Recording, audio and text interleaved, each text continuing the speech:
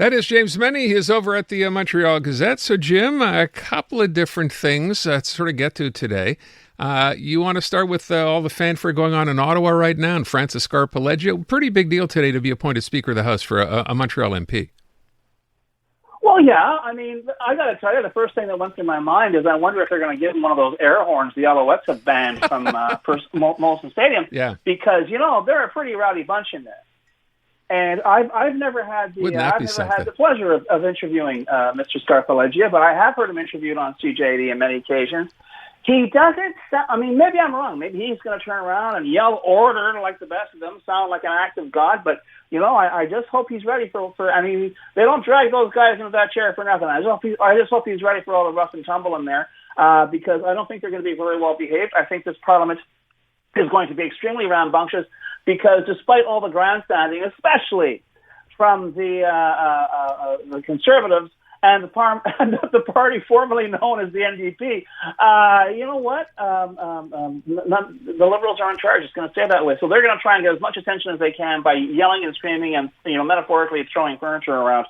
So, yeah, you're going to need, how can I put it, a pretty hard-nosed speaker. We'll see how that's going to work out. I don't know if you saw the news this afternoon, where Prime Minister Carney has decided to break with the Trudeau tradition of on Wednesdays answering all questions put to him by all members of the opposition. He will now, as was the case before the advent of Justin Trudeau, simply answer questions from the leaders of the opposition, and anyone else who's got a problem, they can address their question to the cabinet minister who is responsible for that. So it's kind of interesting because, if nothing else, on the one hand, he's very passive aggressive. This guy, I find. I think he's basically saying, "Look, I'm in charge. This is how things are going to be done. You want to talk about something? Talk to the person I put in charge of that. I'm not here to give you clip, and I'll do what my job is." So we'll have to wait and see. And it's also a bizarre situation where the two opposition parties, two of the opposition parties are leaderless. Their leaders, got blown up in the last election. So it's going to be very, very strange. So, yeah, a lot on Mr. Scarpaleggia's plate. I wish him all the best of luck, if only to make sure we have a smoothly functioning parliament, although I don't think that's going to happen.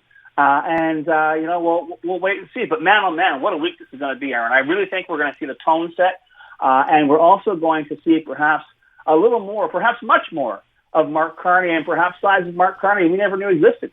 You brought up I didn't even think of this, but maybe what we should be doing is getting together and giving Francis Scarpaleggia this as a gift. I know. Huh? I know. That would work well. You could add a disco beat to it. It'd be great. What else they need in that place is a penalty box, but that's another good idea. Yeah. Listen, the one thing I will point out for people who are forgetting this, Pierre Poilievre is not going to be in the House, right? So no, he's not. That's going to bring the tone down a little bit to begin with, I would think. Well, you never know. You might, Mr. Scheer, who is the interim leader of the opposition, or I guess he's the leader of the opposition. He is the leader of the opposition. Excuse me. They'll be probably caucusing before he walks in, and I don't think Mr. Poilievre will be able to bring himself to watch the proceedings from the visitors' gallery. That'll be a little too much of a reminder of how he was defeated. But yeah, I'm sure there's going to be. And listen, we've been doing this long enough, Aaron. I remember Andrew Scheer wasn't exactly, a choir boy in question period either. Yeah, so agreed. You know what? I wouldn't.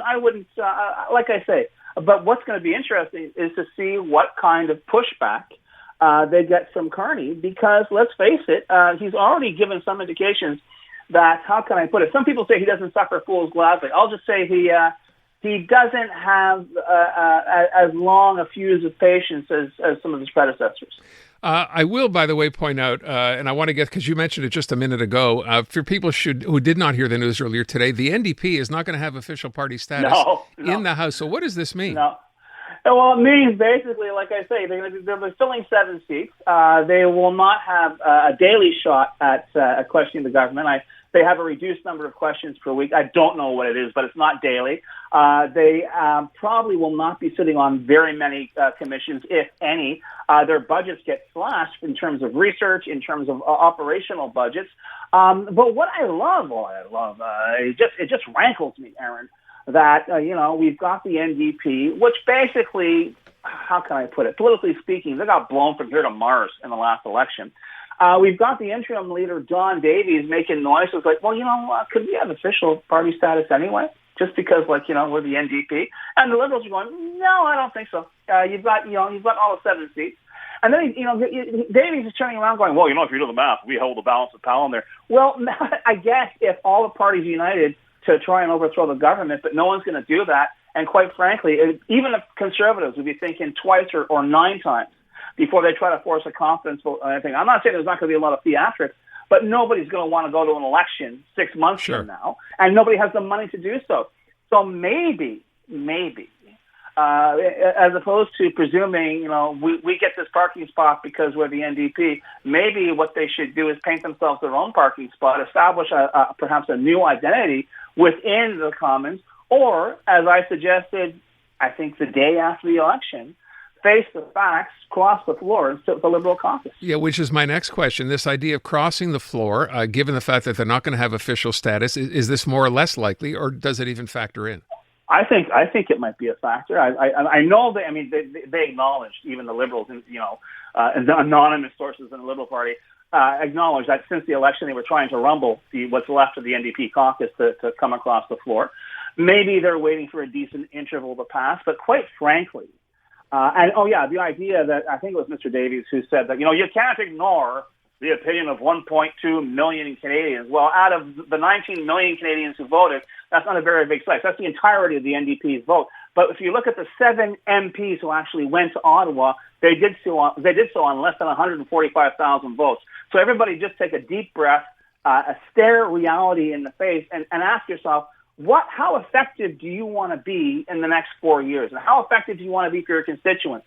Because quite frankly, as an opposition party, don't even bother. You're not there. You don't have the official status to actually do an effective job as an opposition party. So are you going to be tourists? They may as well be standing outside the Commons with Pierre Poilievre at this point. But the reality is, maybe if they really think about it, even sit as independents or sit as an independent voting bloc, that would say, listen, you know what, and then do your deal with the Liberals or whatever. But quite frankly, it would be very difficult for me to see how this version, I won't even say version, this remnant of the NDP can survive for the next 4 years. Jim, I want to talk about something. I saw this story last week, was in the press. We just had Stéphane Giroux on earlier on about this. You saw this, our public security minister today, François Bonnardel, weighing in on everything that's going on in our prisons. When I say everything, the fact that pretty much anything is available to people in there, whether it's phones, laptop, whatever, and now finally doing something about it, or trying to anyway.